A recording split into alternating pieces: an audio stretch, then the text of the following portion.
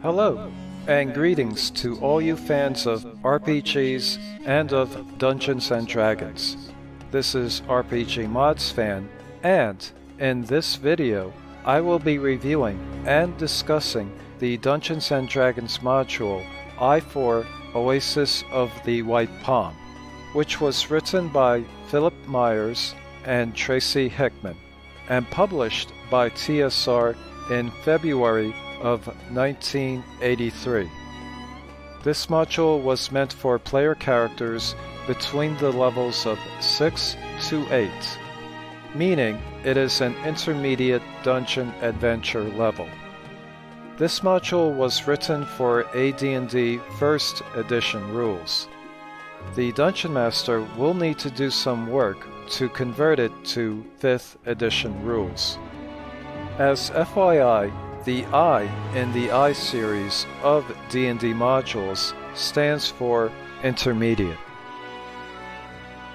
The I4 Oasis of the White Palm module is the second module of the Desert of Desolation Trilogy. The previous module is I3 Pharaoh. The trilogy concludes with the I5 Lost Tomb of Martek module. In a previous video, I have already reviewed and discussed the I3 Pharaoh module. Many elements and events carry over from that module into this one.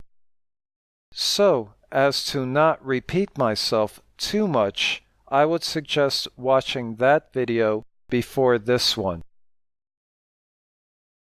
The I3, I4, and I5 modules were compiled together and released as the Desert of Desolation Supermodule in May of 1987 by TSR.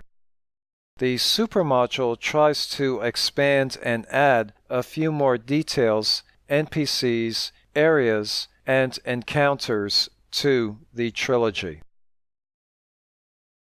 The original modules do not place the adventures in any specific campaign world. In the Forgotten Realms setting, the Desert of Desolation compilation places the adventures in the Desert of Rorin. This desert is located in the southeast area of Pharaoh. The first adventure in the Desert of Desolation series, I3 Pharaoh, was written by Tracy and Laura Hickman. Most of the I4 Oasis of the White Palm module, which also takes place in a desert, was written by Philip Meyers. Tracy Hickman was tasked by TSR to thematically integrate these two modules, as well as write a third module to conclude the series.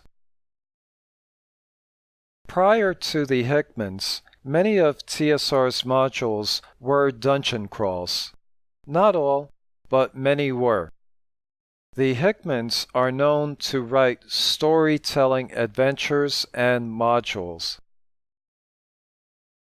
The I4 Oasis of the White Palm module continues the ancient Egyptian/desert theme that started in the I3 Pharaoh module. The I4 module is supposed to take place after the events that take place in the previous I3 Pharaoh module. Spoiler alert. If you do not want to know what happens in the I3 Pharaoh module, then I would suggest not to watch the rest of this video. Previously on the Desert of Desolation series, foreigners to a strange land, the player characters are arrested, accused, and found guilty of doing mischief to a wizard of the court named Wandu. They are taken to a base of a range of craggy dry mountains, which open up into a foreboding Desert of Desolation. Their sentence is to be banished into the Desert of Desolation, never to return, until they find a raider's base of operations and eradicate them. These raiders have been operating out of the Desert of Desolation and have been causing trouble to the ruler of this realm.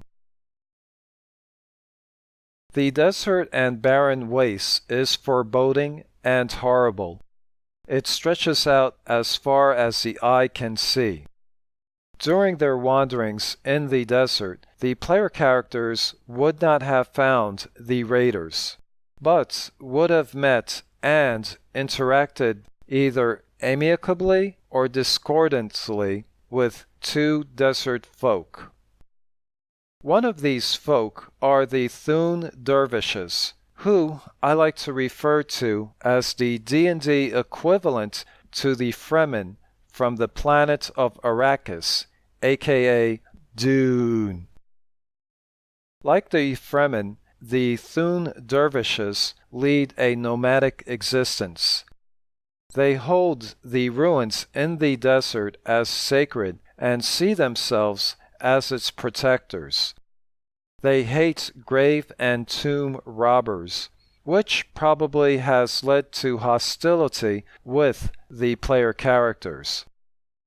The other group are the Symbions.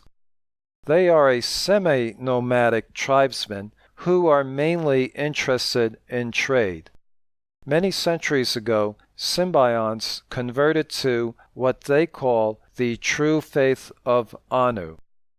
Their faith calls for the destruction of all idols, which puts them at odds with the Thun dervishes, who seek to preserve the past.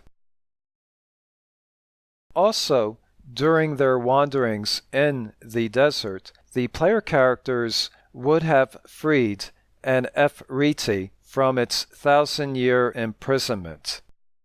Actually, it is a default assumption of the module. If the player characters have not freed the Efreeti, then this module assumes some other hapless wanderer will have freed it. Dealing with the Efreeti is the overarching plot of the Desert of Desolation Trilogy. By the way, the I3 to I5 modules do not give a name to the Efreeti. In the Desert of Desolation compilation, he is given the name of Calitharius. This module assumes the player characters have entered, plundered, and then escaped from Pharaoh Amun-Re's pyramid. Within the pyramid, the player characters will have found and obtained the Pharaoh ruling staff and the star gem of Mopalar. And so, the desert adventure of our hapless player characters continue as they wander further into the Desert of Desolation. To the west, in the distance, they see a large column of smoke. What they do now is up to them. My first spoiler warning was for the I3 Pharaoh module. Here is my second spoiler warning. This time for the I4 Oasis of the White Palm module. I will now be discussing the I4 module itself, and this video will contain spoilers.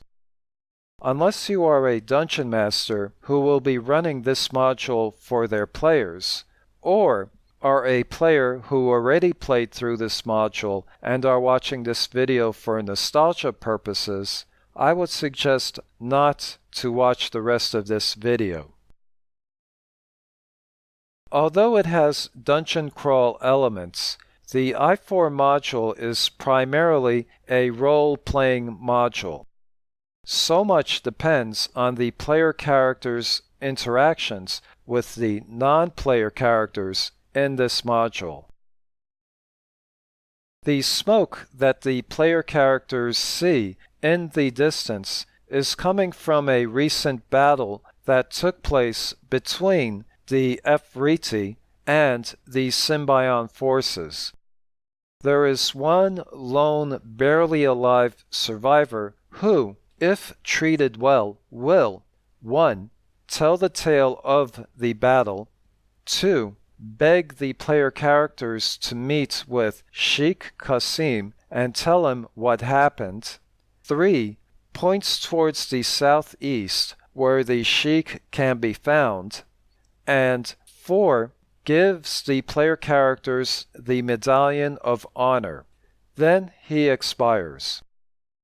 Sheikh Qasim Arslan is the ruler of the Symbionts. The Medallion of Honor will allow the player characters to have favorable interactions with the Symbionts. Otherwise, the Symbionts are very suspicious and stubborn people.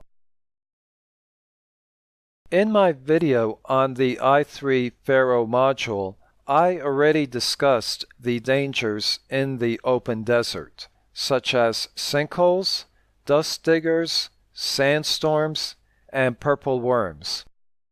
The same dangers are here too.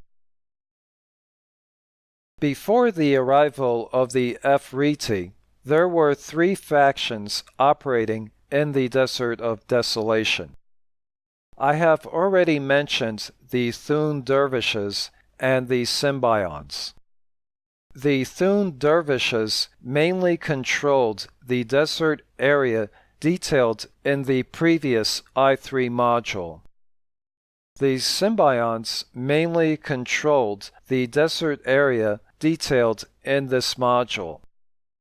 The third faction is the Sand Voyagers Guild, which is a merchant/trading operation. However, a few months ago, this guild was taken over by slavers who now use it as a front. The Efreeti and his army, which is called the Malatoth, has wreaked havoc on everyone's operations in the desert. A number of slave NPCs are described in the module who have valuable information. However, let me just state, slavery, no matter what form it takes, how evil of an institution it is. The module does not describe the slaves' living conditions, diets, torture, abuse, nor their physical and mental states. Given the controversial nature of this subject matter, it is no wonder that the module is avoiding giving any details or making a political statement. Okay, I better stop here and move on before I start drawing analogies of it to our own modern day and age. There are 3 star gems the player characters need to find and obtain. In the i3 Pharaoh module, the player characters should already have the star gem of Mopalar, which is also a gem of true seeing. The other 2 can be found in this module. The star gem of Shapalar rests in the crypt of Badr al-Mosak. The gem has the power to cure serious wounds 3 times per day. The star gem of Khanpalar can be found in the Set Temple ruins. It gives magical invigoration to mages. A magic user who meditates with it will be able to rememorize 1 level of spell per turn of meditation. These star gems will be needed to escape from the Lost Tomb of Martek in the i5 module. Displayed on the screen is the wilderness map of the module. player characters start at the area marked with the letter A. Assuming the party is well stocked with water, for simplicity's sake, as a dungeon master, I would say they can move a maximum of 6 hexes per day without incurring exhaustion. If they move cautiously slower, then I would decrease their chances or effects of potential desert hazards, such as sinkholes, sandstorms, etc. Here, in the area marked with the letter B, is where the battle between the Efreeti and Symbion forces took place. The areas of interest in this portion of the Desert of Desolation are the Oasis of the White Palm. It is here the Sheik can be found. Also, there is a walled compound area where the Sand Voyagers Guild is headquartered.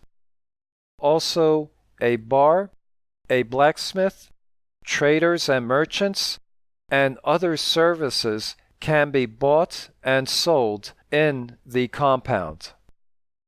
Similar to the keep in the B2 module, which I reviewed in a prior video. The buried Temple of Set, mainly a dungeon crawl setting where the star gem of Konpilar can be found. The Crypt of Badr al-Musak, another dungeon crawl setting that serves as the Efreeti's stronghold, as well as where the star gem of Shapilar can be found, and the ruins of the city of Phoenix. Here, the Jinn Eraldoth can be found and freed to do battle against the Efreeti. Freeing the Jinn is the main objective for the player characters for this module. The areas beginning with the letter L are ruins and have not been given any detail in the module. So, the Dungeon Master is free to add dungeons and side quests in these areas.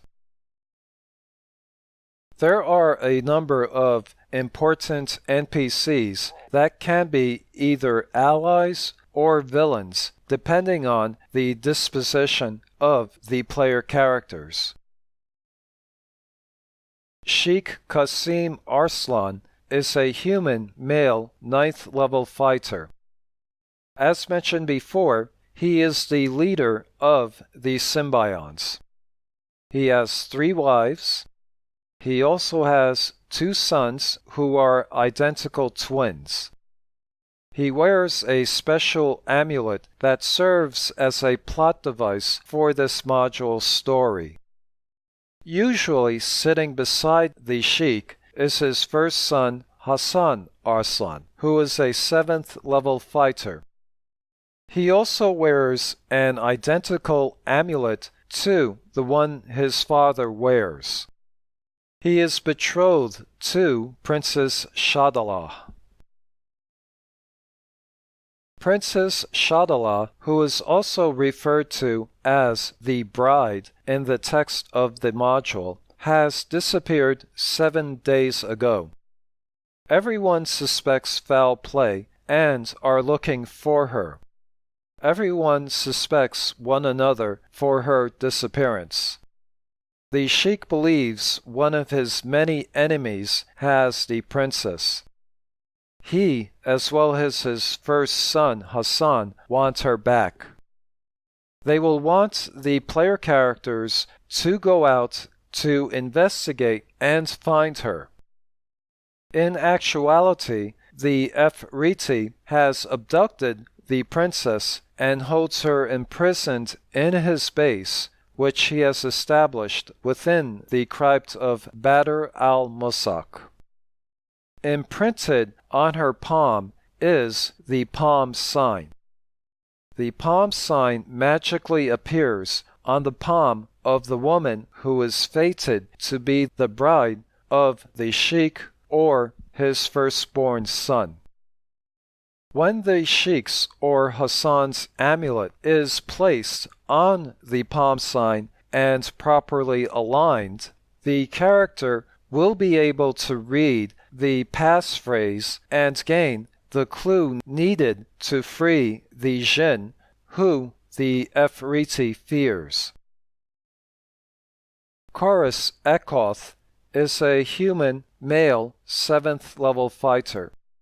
He is the second son of the Sheikh. Both the Sheikh and Hassan love Chorus and trust him without question. However, Chorus is dishonest, a schemer, and holds deep hatred towards his father and Hassan. Basically, Chorus wants to be the Sheikh. In secret, he turned away from Anu and the symbiont's faith. He is now a Thun cultist. Thornas, Netmaster, is the leader of the Sand Voyagers Guild, which now really is a front for his slavers' operations. He works with the Dro, also known as Dark Elves. He believes the Thun cultists have the princess. Korga Kazan is a lawful evil cleric of the Thun dervishes, but hides this since the symbionts are at odds with the Thuns. In order to gain power and riches from the Efreeti, he made a deal with Thornas for his slavers to kidnap the princess. Due to the princess's disappearance, he believes Thornas has betrayed him. He also believes the player characters are working for the slavers. Hogan Underwood is an elderly male halfling 14th level thief. He was an adventurer.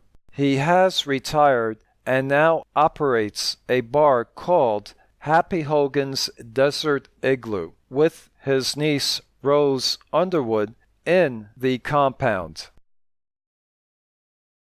In the I3 Pharaoh module, the player characters were banished to the Desert of Desolation, never to return until they seek out and eradicate the raiders that have been operating from somewhere within the desert.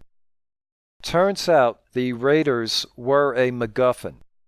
I hate MacGuffin plot devices, and I want the raiders to be a legitimate plot element in this trilogy. From this module, I will now suggest 3 non-player characters who can serve as the leader of the raiders. Option number 1.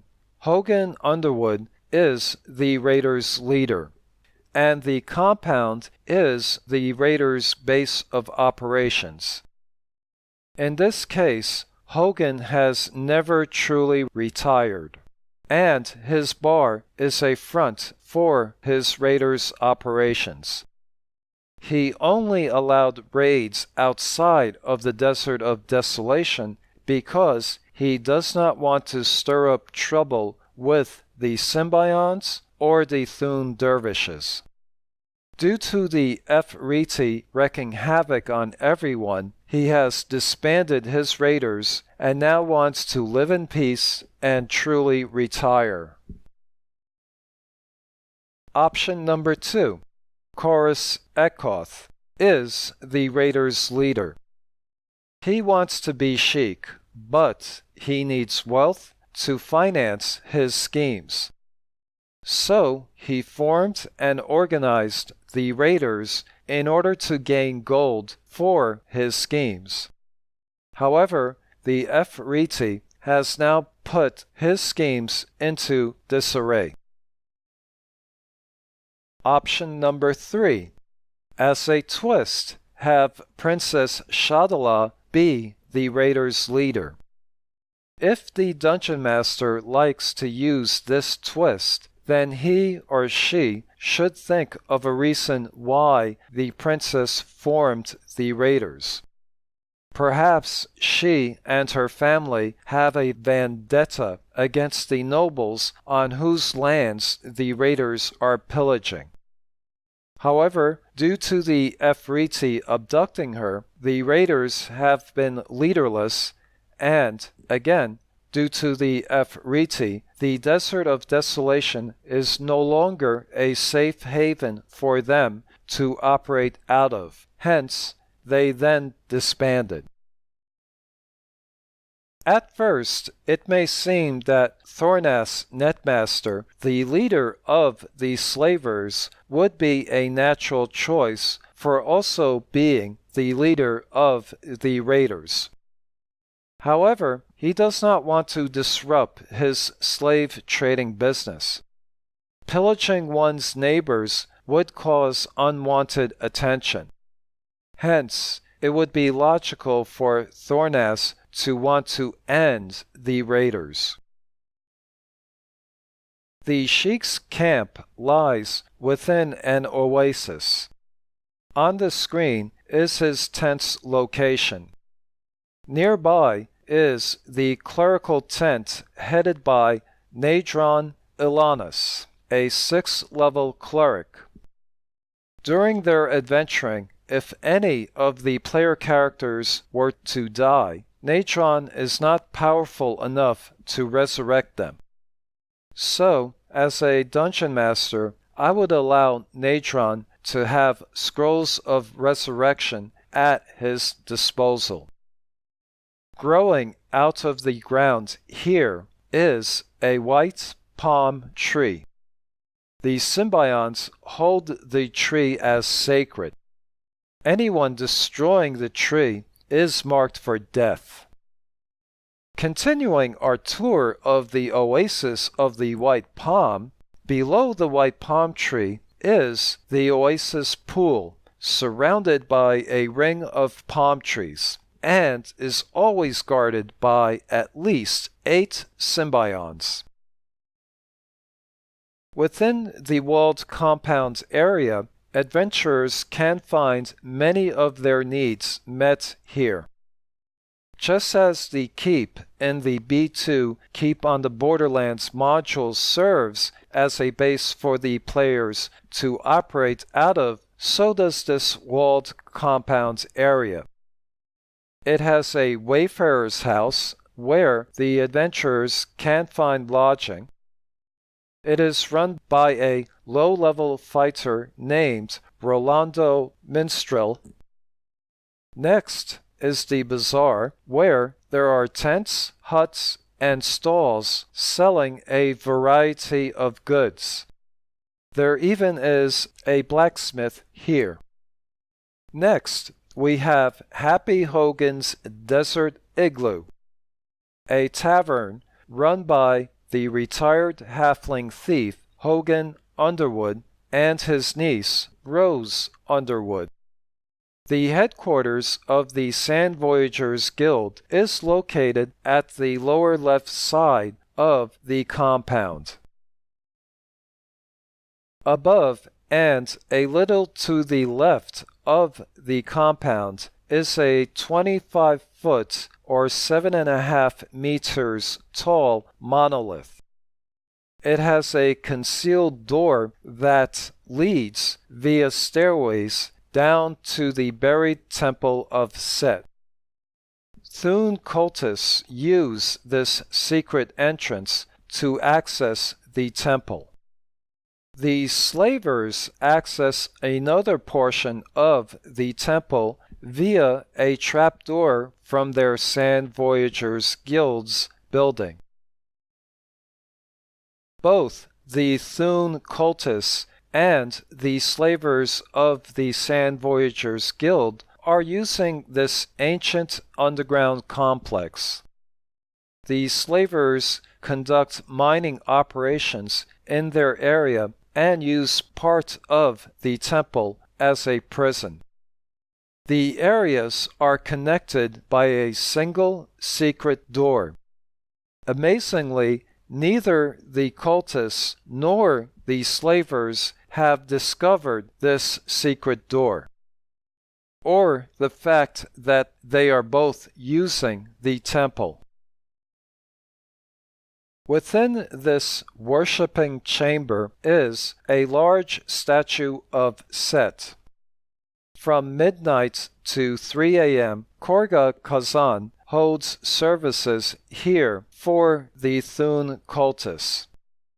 In front of the statue is a pit that seems bottomless. Displayed is a side view of the chamber and pit. From within room I-9, the trap floor will trigger if a character tries to open either door at the ends of this room. In front of another gigantic statue of Set is another large pit, which emanates waves of light. After any character has gone halfway across the room, the steel door to the chamber will close and lock. A different monster will emerge from the pit every round. The 8th monster to be summoned will be a shadow demon.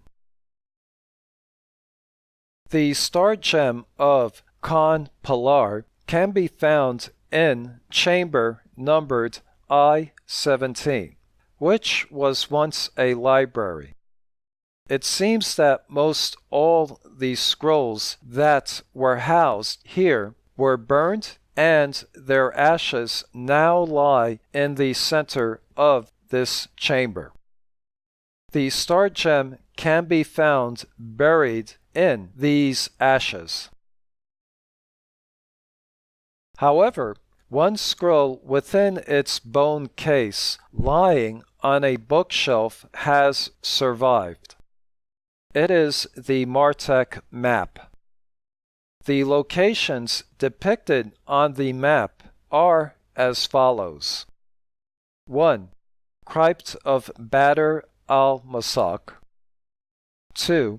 Oasis of the White Palm. 3. Oasis of Akhir. And 4. City of Phoenix. Locations 5 through 9 are ruins and are not detailed in this module. However, the Dungeon Master may use them for further adventures if desired. Unless a certain password is called out as the player characters traverse corridor numbered I-21, when they near or pass by this door, a magic mouth is set to yell, "Help! Help! Intruding infidel dogs! Help! Help! Tourists! Tourists!" The sign on the door leading to this room reads, "Recreation Room." In reality, it is a torture room. On the ceiling near the entrance door is a trapdoor that eventually leads to the Sand Voyagers Guild building back at the compound. Next to the torture room is a prison with a bugbear jailer. In prison cell number I-26A is Tallness Granicus, the former leader of the Sand Voyagers Guild. Assuming the player characters set him free, he has key information for them, such as the Efriti has the princess and is keeping her in the crypt of Badr al-Masak. How does he know this when 1. He has been imprisoned here for a few months, and 2. The princess was abducted a week ago? it makes no logical sense.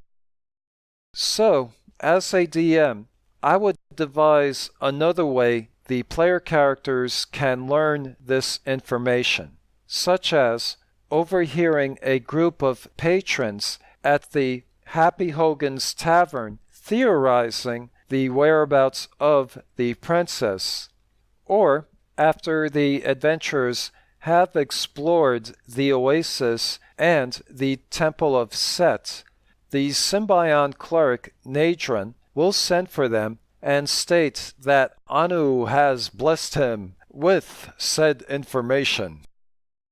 Within rooms numbered I-23 and I-24 is a Drow fighter named Calitratus and a Drow cleric named Zomora. No lore or detail is given by the module to explain why they are here, so the Dungeon Master is free to think of their own explanation. The Crypt of Badr al-Masak is the current stronghold of the Ephoriti. It has a number of tricks and traps, including a blades trap, a fireball trap, a rope bridge over a chasm full of undead, and a pit trap. On the surface is an ancient, large, ruined amphitheater. In the middle of the amphitheater is a 10-foot or 3-meter tall statue on a huge, heavy stone. The stone covers the entrance to shaft K2, which leads to the lowest level of the crypt. Indicated on the screen are the pits of the Everfall. They are 30-foot or 9-meter diameter vertical shafts that appears to extend both above and below one's limits of sight. Small rocks and debris continuously fall from above and down the shafts. These shafts extend 140 feet or 42.5 meters overhead and 50 feet or 15 meters below. Nothing hits the bottom, because everything that reaches the bottom is instantly teleported back to the top of the shaft. Thus, everything seems to fall in endless cycles. If a party member should fall down a shaft, his or her companions will see him or her fall past them again and again. 50 feet or 15 meters directly above the party, a 10-foot or 3 meters wide opening can be seen exiting the side of the shaft. The party must somehow get to this exit in order to get to the second level of the crypt. The pit numbered K12B has a few magic items that are ever falling. Pit numbered K12C has 3 mummies that are ever falling. On the next level, which is labeled as the upper level, many beams of light crisscross the chambers just beyond the Everfall pits. 4 of them are dangerous. Beam A is a beam of cold. Beam B is a beam of disintegration. Beam C is a lightning bolt. Beam D teleports the character to the K12B Everfall pit. Both the Ephoriti and the princess are in chamber numbered K14. The amulet from either the Sheik or Hassan will cause the Efreeti to retreat to the astral plane on the third round. Otherwise, the Efreeti will retreat after taking half of his hit points in damage. The princess is trapped like a genie in a glass bottle and is freed by removing its stopper. In case you are wondering, the Efreeti does not want to outright kill the princess. That will just transfer the palm mark, or I should say palm sign, onto a new princess. Instead, he wants to keep her in suspended animation indefinitely. In the center of the room numbered K15 stands a single pillar bathed in a column of light. Glistening atop that pillar is the star gem of Shah Pilar. The floor looks solid, but the shaded parts are illusions. By stepping on them, the character is in danger of falling into an acid pit that lies below. There is an Indiana Jones moment here.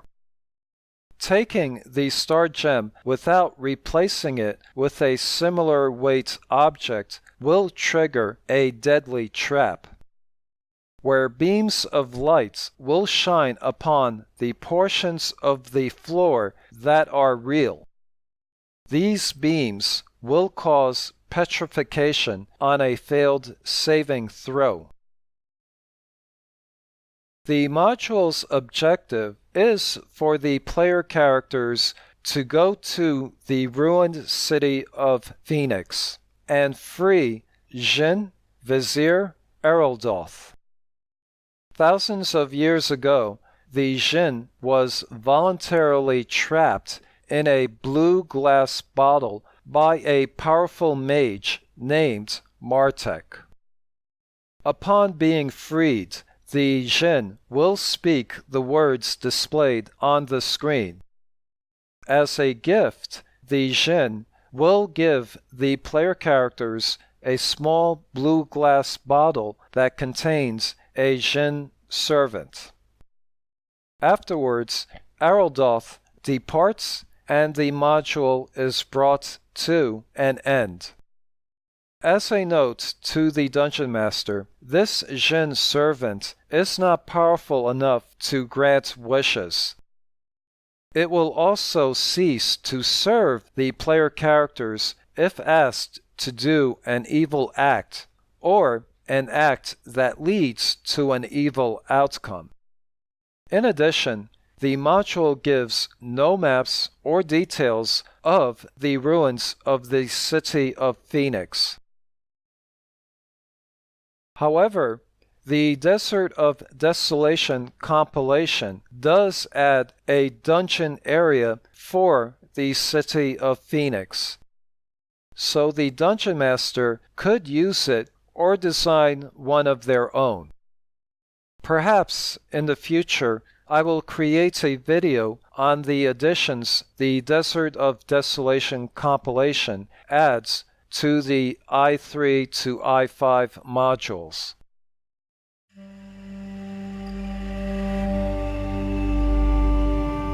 More than a millennia ago, there lived a great mage named Martek, who foresaw the events currently unfolding in this desert. He foresaw the release of the Efreeti. So, he had a Jin who volunteered imprisoned and would be released to counter the Efreeti.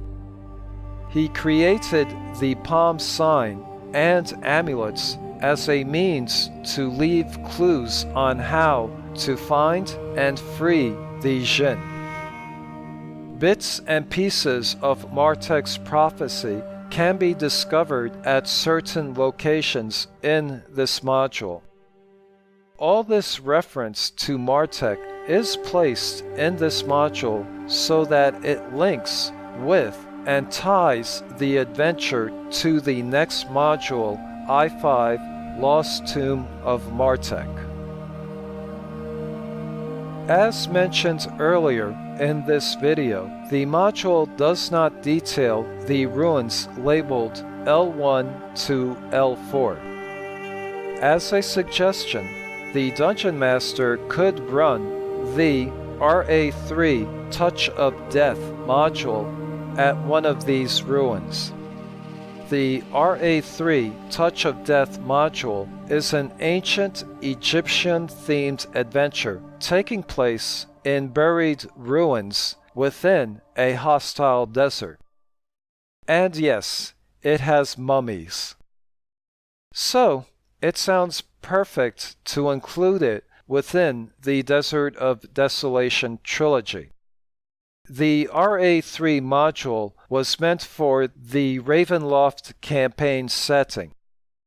Other than toughening up the monsters, I do not think much modification is needed to make it fit within the Desert of Desolation Trilogy. Perhaps in the future, I will create a video reviewing the RA3 Touch of Death module. Roll credits. Displayed are the credits found within the module itself.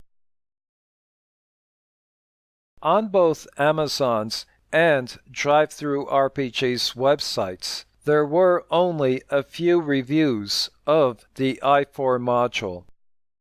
Out of those limited number of reviews, the I-4 module received good ratings, averaging a 4.4 out of 5 stars between the both of them.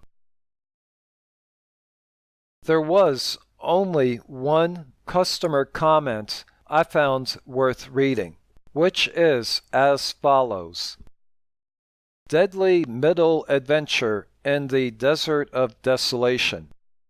The classic player torture device known as the Desert of Desolation series continues as the Pasha of the Ephoriti, Vizier of the Fire Sultan, is freed as destiny foretold.